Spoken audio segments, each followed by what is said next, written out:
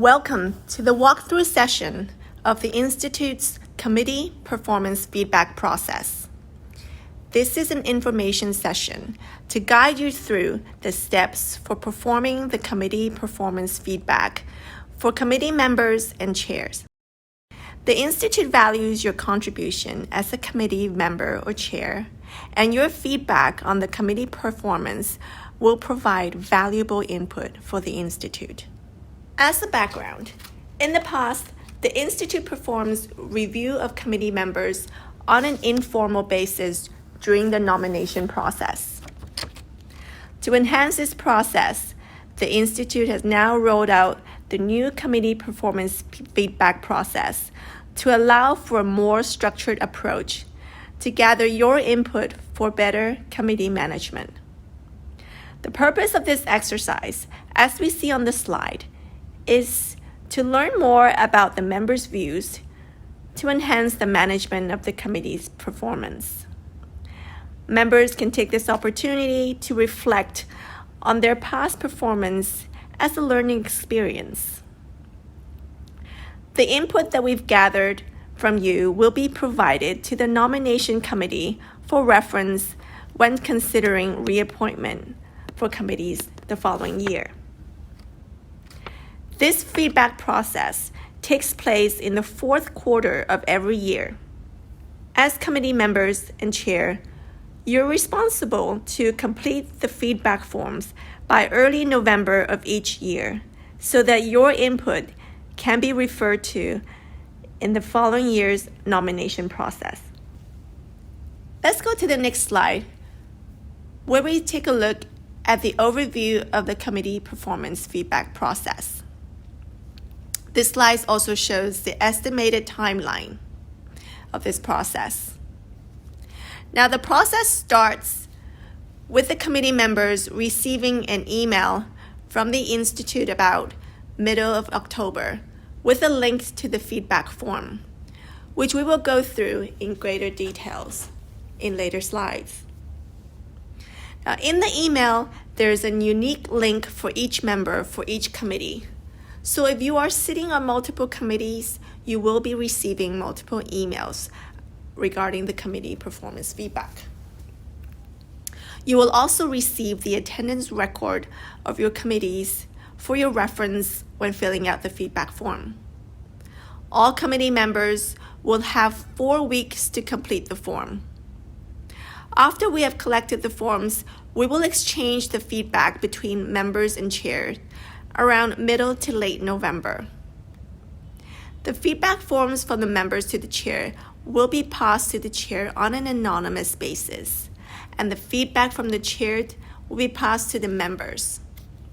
We will explain how this exchange is to be done in later slides. Now let's go and have a look at the feedback form.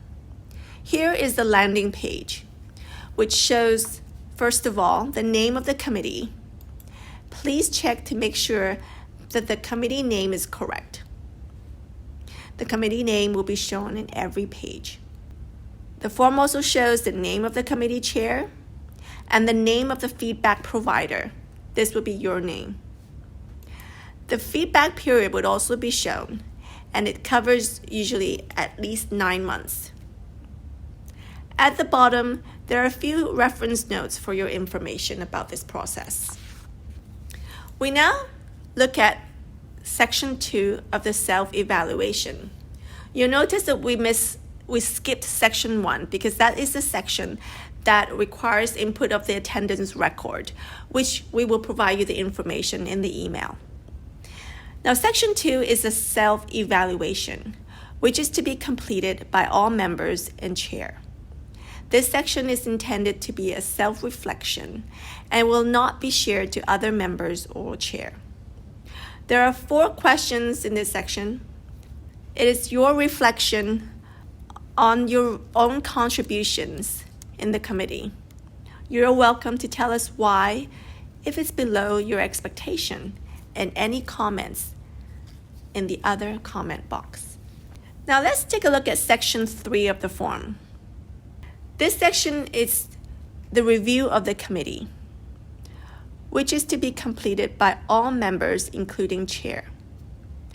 This section is intended for the Institute to hear from all members and chair about the committee performance as a whole.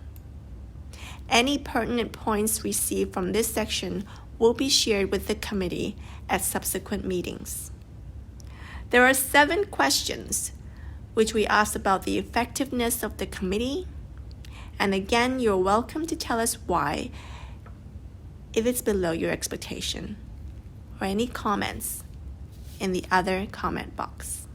So let's click next and go to section 4. This section is the review of committee chair. It is completed by the members only. For committee chair, this section won't appear in your feedback form, and you will be directed to section 5 directly, which we will look at next. Again, this section shows the committee name and the name of the chair at the top. The attributes mentioned in this section of the feedback form is based on the list of expectations which have been provided to the committee chair at the start of the committee appointments. And this list is not new. For the attributes of the chairs, it includes leadership and vision, management and work plan, adherence to procedures, communication, facilitation of cooperation among members, and the commitment to the public interest. Finally, we'll ask your view on whether the chair is recommended for reappointment in next year's. Note that this feedback form from the members to the chair will be shared to the chair on an anonymous basis.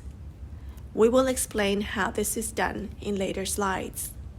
Now, for members who click next, we'll arrive at the review and submission page. But before we go there, let's take a look at section 5, which is the review of the committee chair by committee members. Here is section 5, to be completed by the committee chair. Now in this section, it shows the name of the committee again, the name of the chair, and the committee member at the top. The attributes measured in this part of the feedback is based on the list of expectations which have been provided to the committee member at the start of the committee appointments. The attributes for the members include attendance, contribution, work quality, cooperation, communication, and the commitment to the public interest. Finally, we will ask the chair's view on whether the member is recommended for reappointment next year. This section will repeat itself by the number of members, with members' names shown at the top.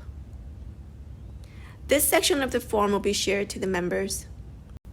And when the chair has completed this section for each of the members, he will then click Next and arrive at the review and submission page. Now this slide shows the review page. You can download here a PDF copy to review or save a copy of your answers on your computer. Here is an example. Let's open the PDF and have a look.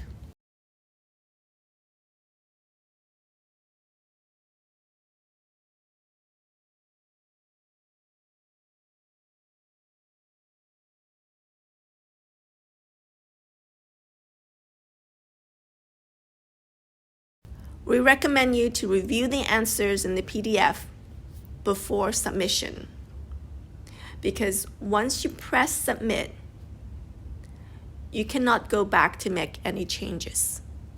So we now have gone through the whole feedback form. We'd like to explain to you about the exchange of the feedback, which takes place around the middle to late November. So let's take a look at the exchange of feedback from members to chair. So this is an example of a summary of the feedback received from members to chair. Remember, we said that feedback from members to chair are shown on an anonymous basis. So that is why we would have a summary of the attributes assessed.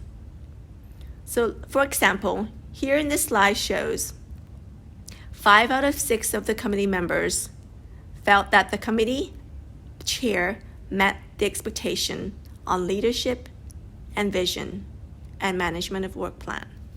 And any comments that the members gave to the chair will also be shared to the chair in a no-name basis. So let's take a look at what the feedback from chair to members look like. This is basically an extract of the feedback form that shows the chair's feedback as well as any comments that he gave on the members' performance. And on closing notes, I want to say that this is all the process for the committee performance feedback. We thank you for your participation, and we welcome any feedback or comment on this feedback process. If you have any questions or comments, please feel free to reach out to us at email address member@hkicpa.org.hk. Thank you again.